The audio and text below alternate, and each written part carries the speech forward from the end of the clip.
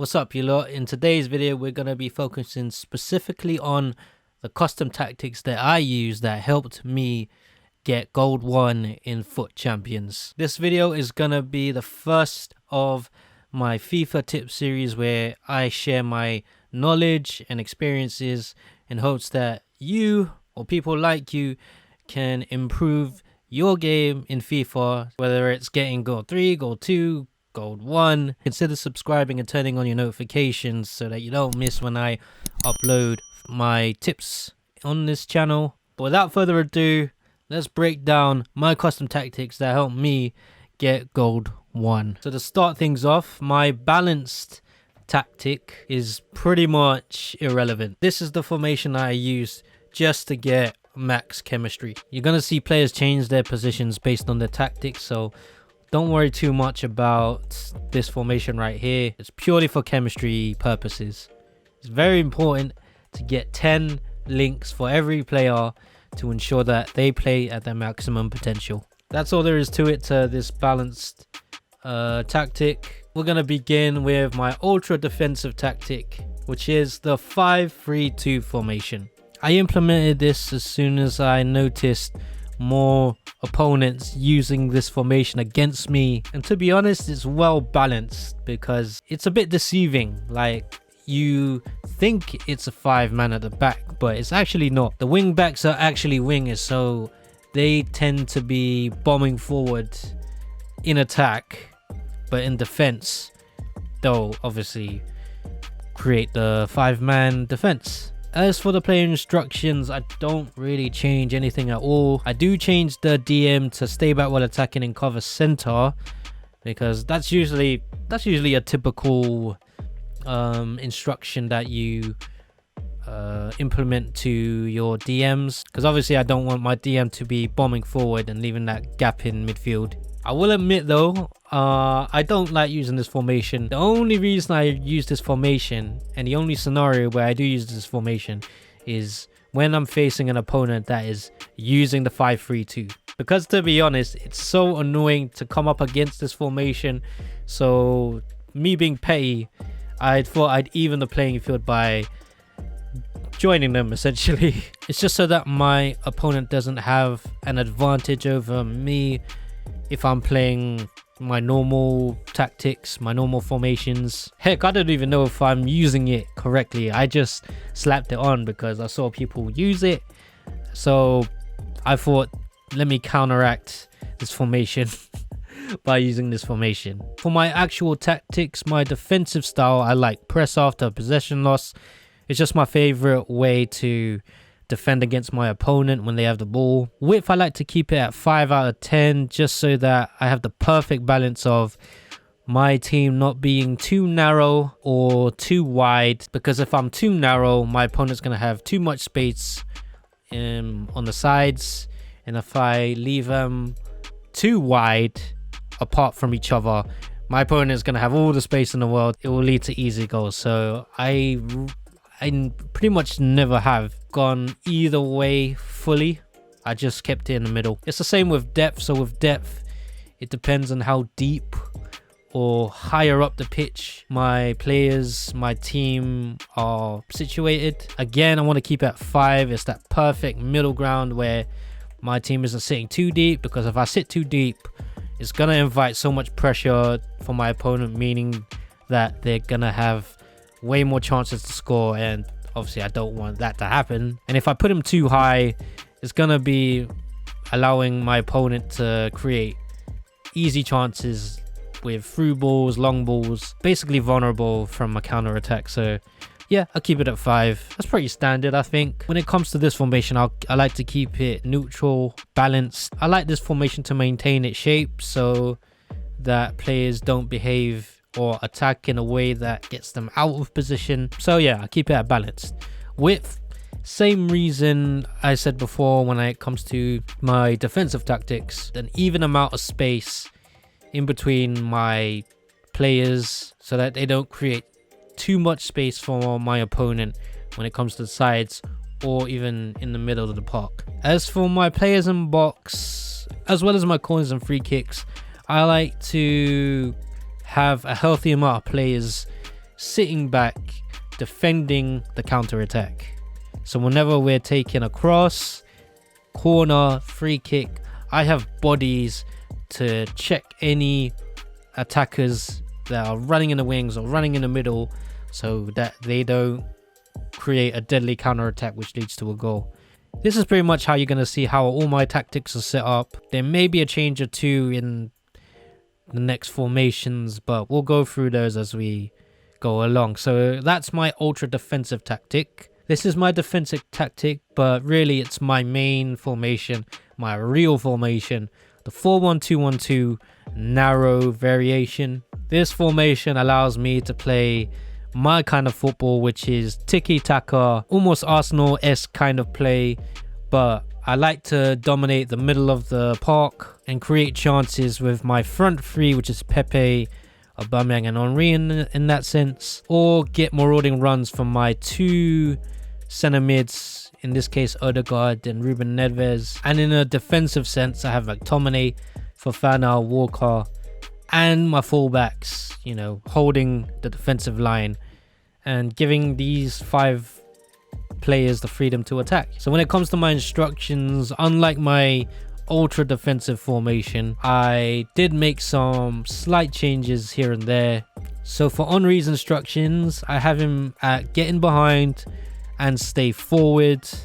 I don't want him to defend, and I want him to be putting pressure on my opponent by constantly trying to get at him, running behind and get a goal scoring opportunity. Aubameyang, I have him at default instructions, just so that I give him the freedom to decide what he wants to do rather than have him specifically do a certain thing. Pepe, the cam, I have him staying forward. He will be the one dishing the ball to my attackers, to my strikers, or even bring up the ball himself. And it's very important that he stays forward just in case I have an opportunity to counter-attack my opponent. Ruben Neves and Odegaard are default. I give them the freedom to act on how their work rates in attacking and defending are, but I do also use them for width. Even though they're narrow right now, I do tend to bring them out wider just to create more space, create opportunities for a cross, or stretch out my opponent's defense to, you know, create more space for my attackers to score. McTominay, cutting past the lane, stay back while attacking, cover center.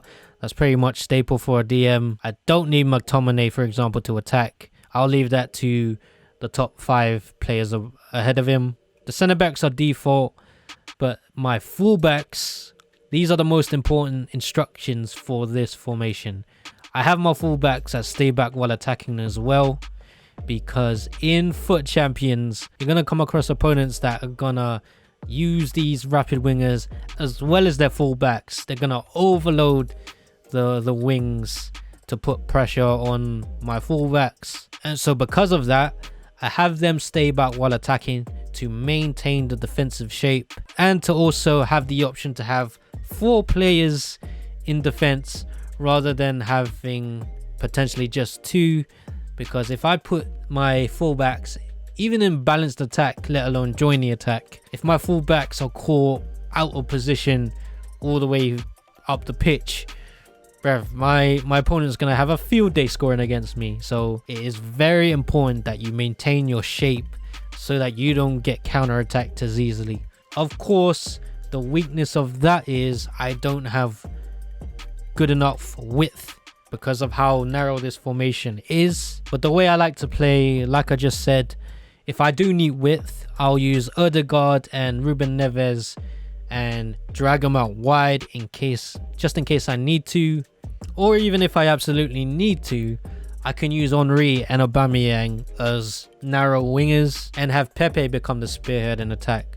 So although this formation is focused on the narrow midfield area, if need be, I can create width. As for my actual tactics, it's pretty much the same as my ultra defensive tactics, but I keep my team's depth at 4, not 5, just so that it gives my team better chances of not getting easily counter-attacked. Because like I said, if I put them too high it's gonna leave too much space between my defenders and the goalkeeper, and give my opponent's attackers so much space to run in behind, get long ball passes or through ball passes. So yeah, I'll keep it at 4 for this formation, just to give my defense an easier time when it comes to dealing with my opponent's attacks. And offensive tactics, pretty much the same. I want to be able to deal with my opponent's counter attacks with corners, free kicks, and whenever I do crosses. Width, you already know. And balance, so that my team doesn't play it a certain way and become predictable. Alright, so for my attacking formation, I have the 4-3-3 false 9 variation, meaning that my center forward, in this case Henry, will come in deeper to basically join the midfield, become a cam essentially. So that gives Odegaard and Ruben Neves the license to bomb forward, make marauding runs from midfield to create a different way of attacking instead of my usual 4-1-2-1-2 formation. I mainly use this formation when my 4-1-2-1-2 isn't working, my opponent's got that locked down. So whenever you come across that situation, you gotta switch it up. So I switch it up to this kind of formation to give me the width that my defensive formation doesn't have, and hopefully give my opponent something to think about. But that's only if my 4-1-2-1-2 formation isn't working. For the most part, it works because that's my favorite formation. But yeah, that's the reason behind this formation. My wingers are default. Henry has a false 9 attacking run because I want him to act as a false 9, be the low-key cam, and be the facilitator and run from deep, so that you can dish it to Aubameyang, Pepe, or Odegaard or Ruben Neves if they're making marauding runs from midfield. My 2 centre mids, default instructions. McTominay, typical DM instructions. This time I have my fullbacks on balanced attack and making overlapping runs, because obviously this is my attacking tactic, so it means that I'm willing to take a bit more risk and commit more players forward to increase my odds of scoring a goal. So essentially this is my plan B in case my normal way of playing isn't working. This formation is my way of playing differently to hopefully give my opponent a harder time to deal with my attacks, and basically turn the game around in case I'm, struggling at some point. Offense, basically the same. Players in the box, I keep it at 5 to commit to increasing my chances of scoring, obviously because it's my attacking formation. And as for my defensive style, I keep it on pressure on heavy touch. To me, pressure on heavy touch is more of an offensive mindset where I pounce on my opponent's mistakes.